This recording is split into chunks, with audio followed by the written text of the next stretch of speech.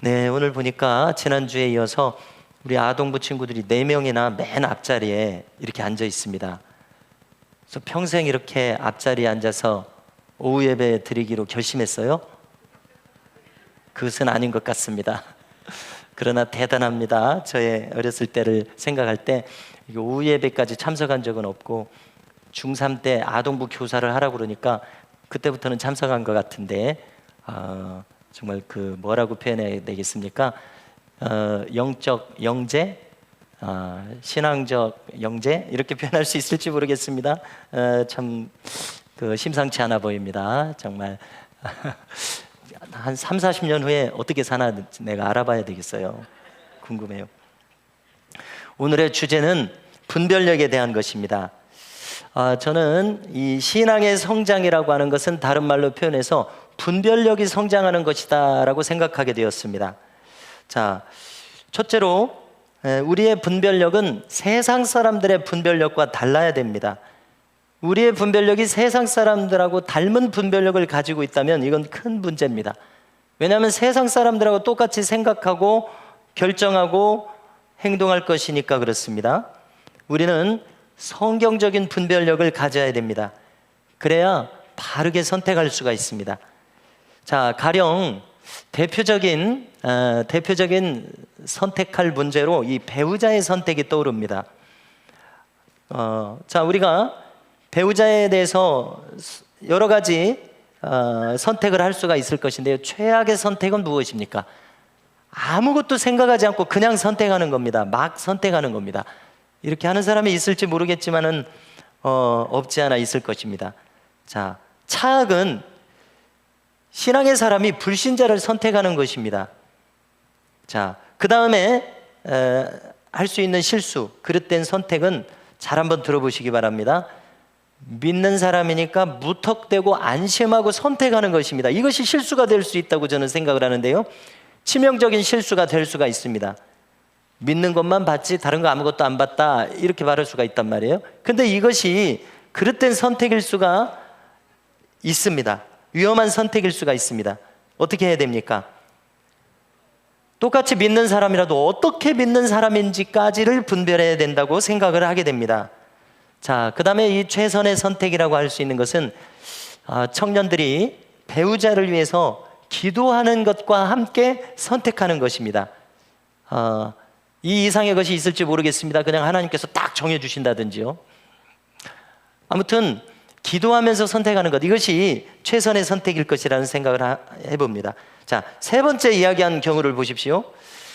믿으니까 됐어. 여기까지만 분별하고 분별을 멈춘다면은 그가 어떻게 믿는지에 대한 생각이 없는 것입니다. 그렇게까지 기준을 가지지 못했다는 것이 드러납니다. 내 기준이 거기까지밖에 안 된다는 것을 드러납니다. 안 된다는 것이요. 자, 그러면 더 한 번 더 생각해 보십시오. 믿기는 하는데 주일을 밥 먹듯이 어깁니다. 믿기는 하는데 헌금 생활을 못 배워서 안 합니다. 믿기는 하는데 여러 가지 남성들은 중독에 빠질 수 있습니다. 중독에 빠져 있어요. 또 믿는데 무책임합니다. 또 믿는데 아직 혈기가 많습니다. 또 믿는데 여성이라면 허영심이 많고 사치하는 마음이 많이 남아 있습니다. 자, 이런 것을 분별하지 않고 선택한다면 이런 이 불순물에 대한 아무런 대책이 없는 것입니다. 이 불순물을 걸러낼 수가 없어요. 결혼하기 전에 자기가 다 고스란히 감당해야 돼요. 결혼한 다음에. 그래서 실제로 저는 그냥 믿는 거 하나만 보고 결정했다가 낭패를 당했다고 하소연하는 경우를 들어봤었습니다. 자, 만일 나는 신앙생활을 잘하고 있습니다. 그런데 이제 상대 배우자를 선택을 할 때 나는 신앙생활 잘하고 있으니까 내가 다 이끌고 갈 수 있어 이렇게 생각할 수도 있겠죠. 자, 그렇지만 아무튼 상대방에 대해서 별로 기준을 높이 세우지 않고 기준이 낮은 배우자와 결합했다고 한번 생각해 보십시오. 그러면은 이게 평균치가 나는 것이 아니라, 그 다음에 내 기준에 맞춰지는 것이 아니라 경험상 전체 기준이 낮아지는 거예요. 그 가정의, 그 커플의 기준이 낮아지는 것입니다. 바닥으로 낮아지는 것입니다. 그렇다면 상대방이 깨닫는 것을 내 마음대로 할 수가 없죠. 5년이 걸릴지 10년이 걸릴지 20년이 걸릴지 모릅니다. 상대방이 깨달을 때까지 이 사사기의 악순환이라는 말을 우리가 거론했었죠. 사사기의 악순환이 내 인생에 계속되는 것입니다. 정말 이것을 원하는 사람은 아무도 없을 것입니다. 섭을 쥐고 불로 뛰어든다는, 불로 섭을 쥐고 불 속으로 들어간다는 우리 말이 있는데요, 그것과 똑같은 격이 됩니다. 자, 나중에 일이 벌어지고 나서는 참 이렇게 될 줄 몰랐다고 할 것입니다. 그때는 이제 돌이킬 수 없는 상황이 됩니다. 5년, 10년이 흘러버렸기 때문에요. 그래서 고스란히 그 어려운 상황을 감내해내야 하는 상황이 되는 것입니다. 그렇기 때문에 실제로 이런 어려움을 안 당할 수도 있지만, 이런 어려움을 당하고 교훈을 얻는 것보다 그 전에 이것을 미연에 방지할 수 있으면 얼마나 좋겠느냐는 것입니다. 그러므로 저는 바라기는 우리 청년들이 이 기준을 배울 수 있기를 바랍니다. 자기가 중요한 선택을 하기 전에 이 기준이 나에게 수립되어 있어야 하는 것이죠. 이 신앙적 기준이요, 성경적으로 사람을 분별할 수 있는 이 기준이요, 지금 성경적으로 사람을 분별할 수 있는 기준이 수립되어 있지 않기 때문에 막 선택하게 되었거든요. 아직 나의 신앙도 무르익지 않아가지고요. 자, 그러므로 더욱 절실히 깨닫는 것은, 신앙이 깊어진다는 것은 우리의 분별력도 깊어진다는 것입니다. 가만히 한번 생각해 보십시오. 하나님의 기준은 결코 허술하지 않습니다. 돌이켜보건대 내 기준이 고무줄처럼 왔다 갔다 이렇게 했었지, 하나님의 기준은 뭐 완화되거나 봐주거나 이런 적이 없어요. 그렇죠. 성경은 달라지지 않았어요. 하나님의 사람 보는 기준은 똑같았습니다. 노아의 때나 지금이나요. 그렇습니다. 내가 몰랐기 때문이고 내 기준이 왔다 갔다 했었습니다. 하나님을 한번 생각해 보십시오. 어떤 사람은 드라마에서 연기하는 것을 보면은 이 감정이 대단히 세밀해서 막 칭찬을 받습니다. 어떻게 저렇게 연기를 세밀하게 할 수가 있나? 어떻게 저렇게 눈물을 흘리면서 막 그 대사나 표정 처리가 저렇게 세밀한가? 자, 그런데 그것을 지으신 분이 하나님이십니다. 그렇기 때문에 하나님이 얼마나 섬세하시겠느냐는 것을 우리가 종종 잊는 것 같습니다. 그러므로 우리의 기도가 종종 허공을 치고 말게 되는데요, 이것은 무엇 때문이라고 생각할 수 있습니까? 하나님의 섬세한 기준을 놀랍게도 우리가 아직 모르기 때문에 우리의 기도가 막 허공을 치고 있어요. 하나님의 뜻을 몰라가지고요.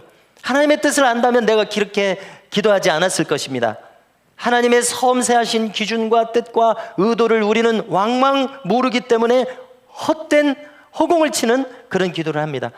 그래서 때때로 결론을 내리게 되기를, 가장 좋은 기도는 그저 하나님의 뜻대로 인도해달라는 기도라는 생각을 하게 됩니다. 내 뜻과 내 의향을 관철시키는 것이 아님을 깨닫습니다. 그렇기 때문에 때때로 우리는 기도하려고 앉았지만 무엇을 해달라는 것이 없을 때가 있습니다.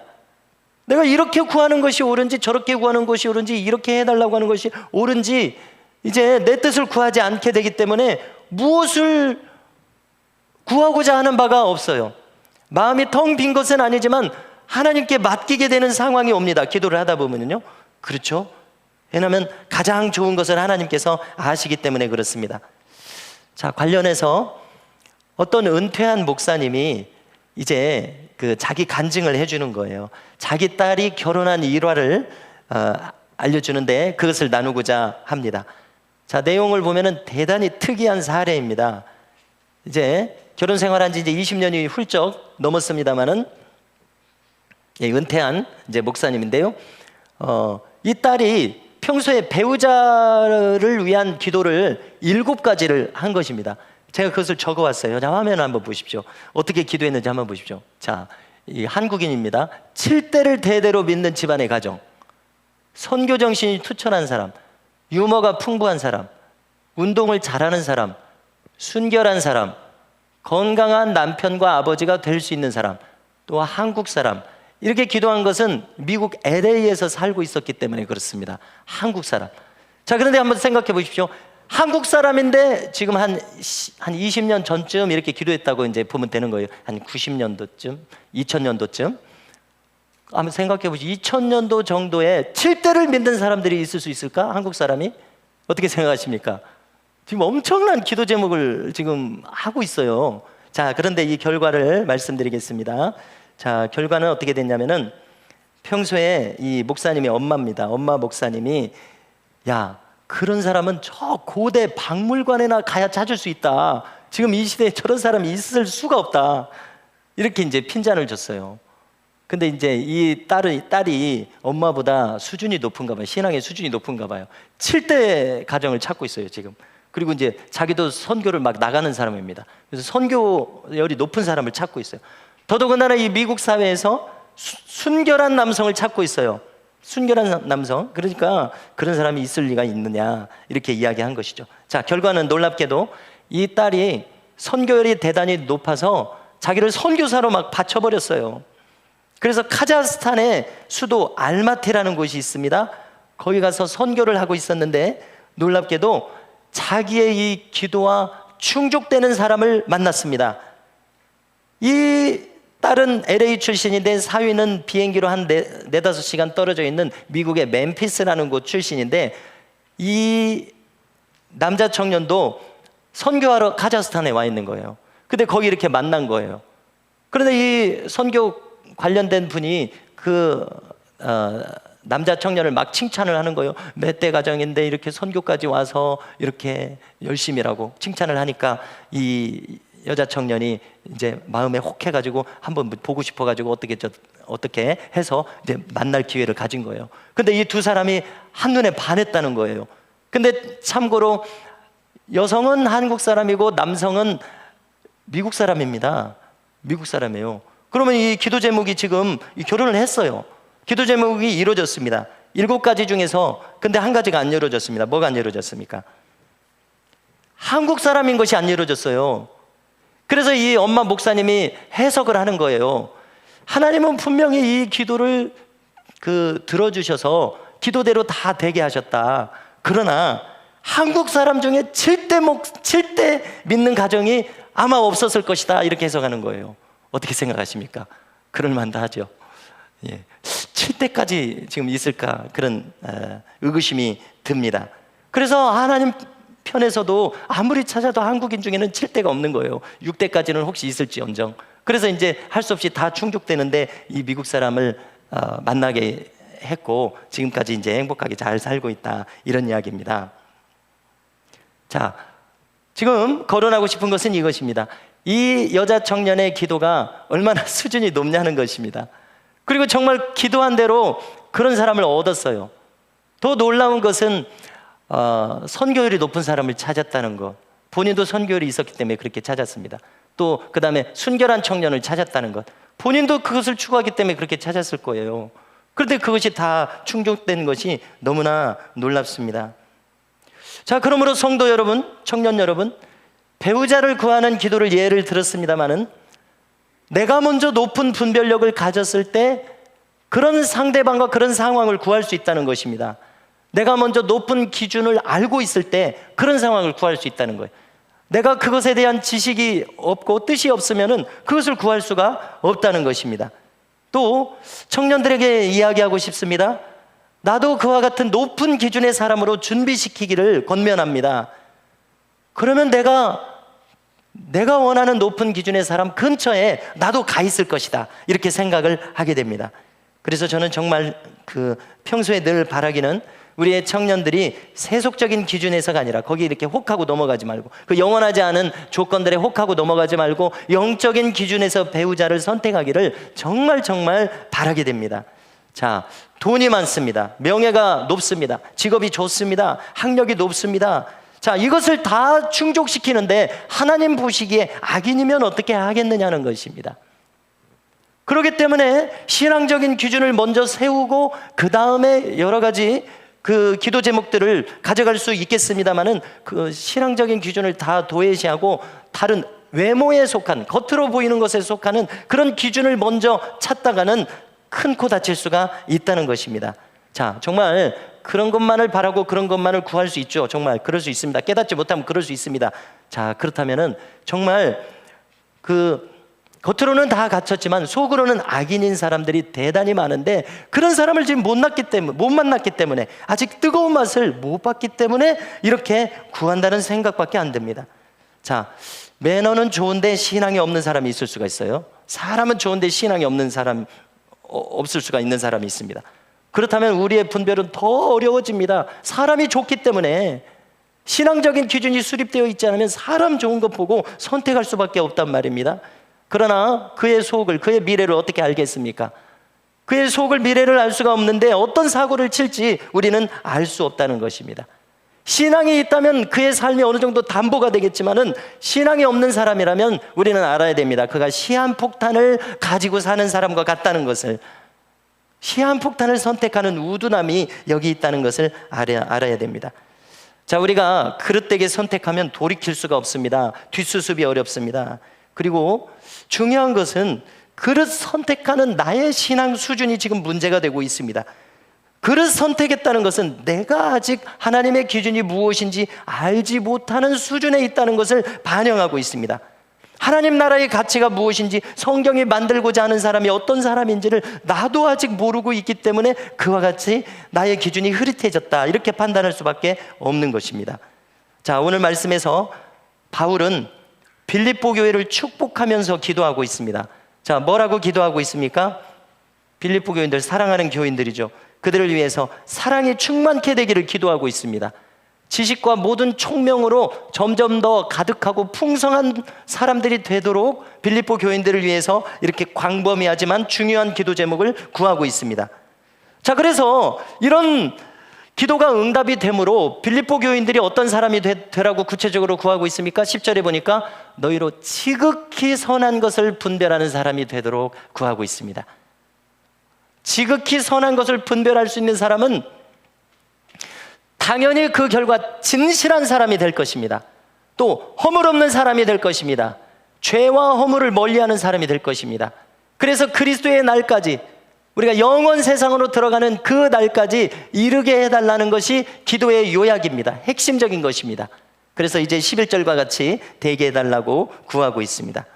성도 여러분, 그러므로 우리가 바른 분별력, 섬세하고 세밀한 분별력은 우리 믿는 사람들이 장착해야 될 참으로 중요한 무기인 것을 깨닫게 됩니다. 한마디로 우리의 분별력과 판단력이 날이 서 있어야 됩니다. 또 이 날이 서 있다고 해서 비판과 판단의 날을 세우는 것으로 잘못 흔들려서는 안 되겠죠. 날이 서 있대 나와 주변을 살리고 세우는 방향으로 우리의 날이, 선한 분별력의 날이 서 있어야 될 줄로 믿습니다. 자, 오늘 말씀을 생각하면 생각할수록 지극히 선한 것을 분별한다는 이 표현이 대단히 귀중하게 들립니다. 어떻게 보면은 신앙의 모든 것을 여기서 표현하고 있습니다. 그렇습니다. 우리는 신앙을 여러 가지 색깔로 표현할 수 있을 것입니다. 그러나 오늘 이 한마디만을 우리가 붙들면 충분하리라 생각합니다. 지극히 선한 것을 분별해낼 수 있는 마음, 이 마음만 가진다면 우리의 남은 인생의 신앙은 하나님께서 기뻐하시는 길로 인도함을 받으리라 확신하게 됩니다. 여러분,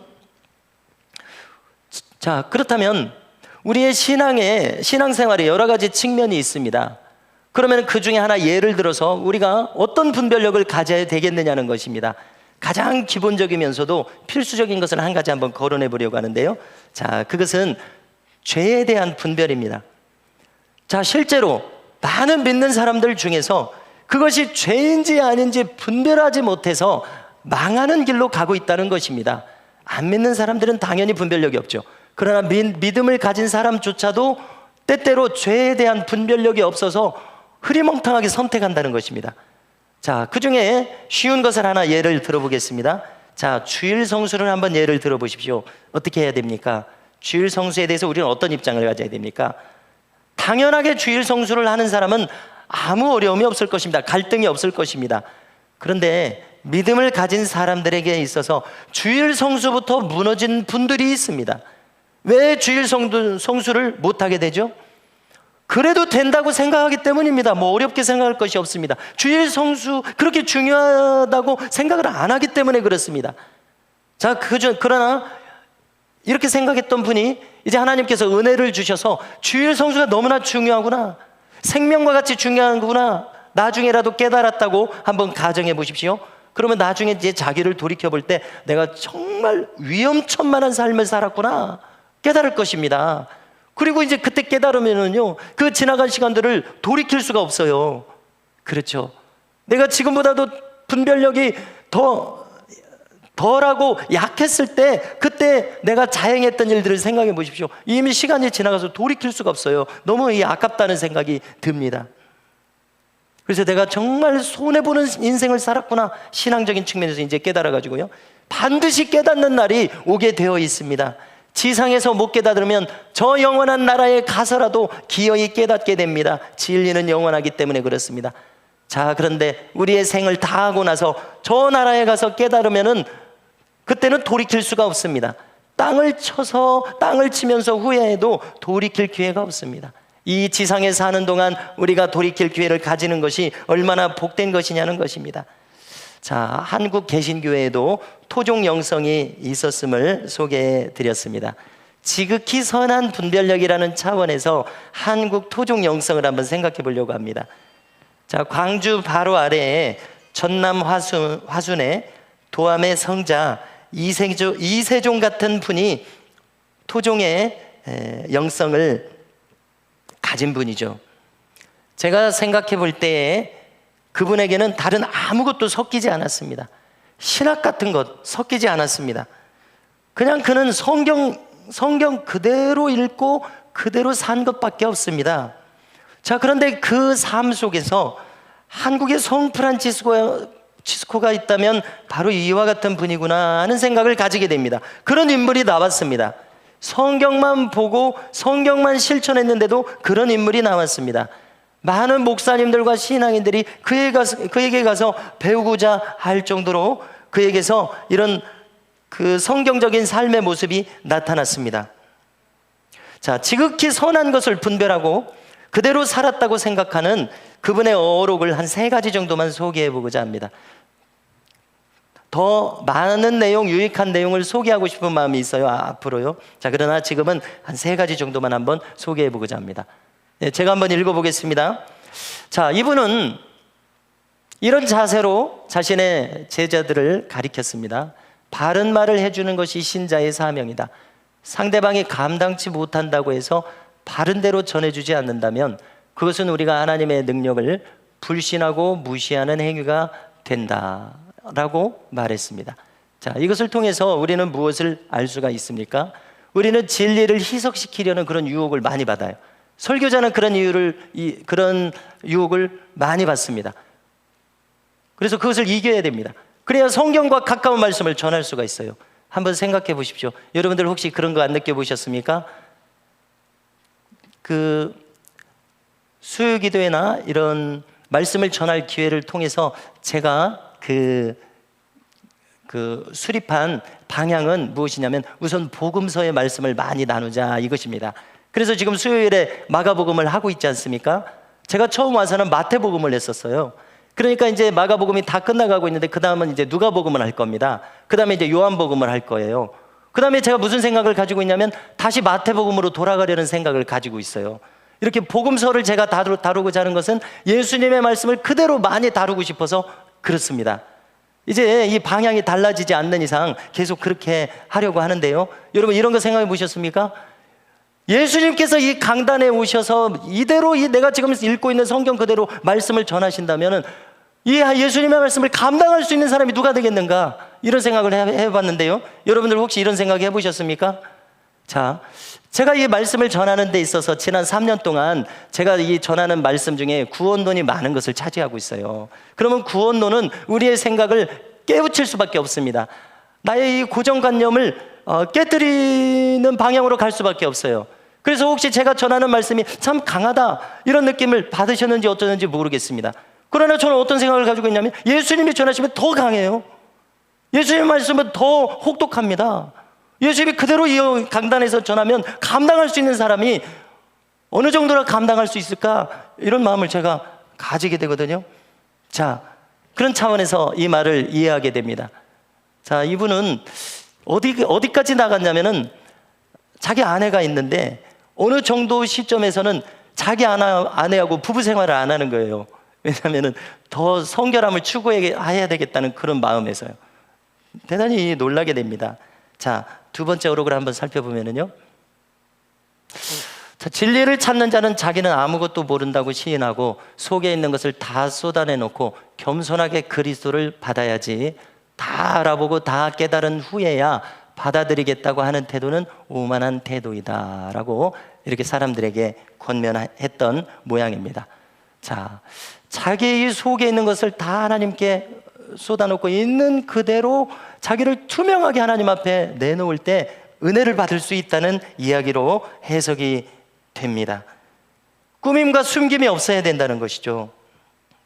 자, 세 번째 어록을 한번 보여주십시오. 약은 쓰다, 진리는 쓰다. 진리는 심령의 양약이므로 쓰다. 들을 때에는 달게 들리지 않는다. 약이 입에 쓰지만 몸에는 유익한 것과 같이 진리도 들을 때에는 쓰고 듣기 싫어도 들으면 영혼의 양약이 되어 살이 된다. 이 세상은 사탕이다. 사탕은 입에는 달지만 몸에는 해롭다. 그러므로 단 세상을 좋아하다가 결국은 지옥에 이르게 된다라고 자기의 메시지를 요약하고 있습니다. 그렇습니다. 진리는 씁니다. 그러나 사탕 발림은 입에는 달지만 결국은 생명에 이르게 하지 못합니다. 멸망에 이르게 합니다. 하나님의 말씀이 그와 같습니다. 그러므로 우리는 사도 바울이 오늘 기도한 것처럼 지극히 선한 것을 분별할 수 있는 이 분별력과 판단력이 우리 모두에게 더 선명하게 다듬어질 수 있기를 주님의 이름으로 축복합니다. 그리하여 쓴 진리도 감당할 수 있는 그런 사람들이 될 수 있기를 간절히 소망합니다. 자, 조금 전에 우리는 배우자를 선택하는 데 있어서 우리의 기준을 어떻게 가져갈까, 그런 것을 생각했었죠. 그것뿐만 아니라 우리의 삶의 모든 영역에서 주님이 바라시는 그러한 섬세한 분별력과 판단력과 선택이 우리에게 있기를 원합니다. 어떻게 해요? 지극히 선한 것을 분별할 수 있는 이러한 분별력 말입니다. 이러한 분별력으로 남은 인생을 승리하는 우리 미담교회에 속한 우리 모두가 될 수 있기를 주님의 이름으로 축복합니다.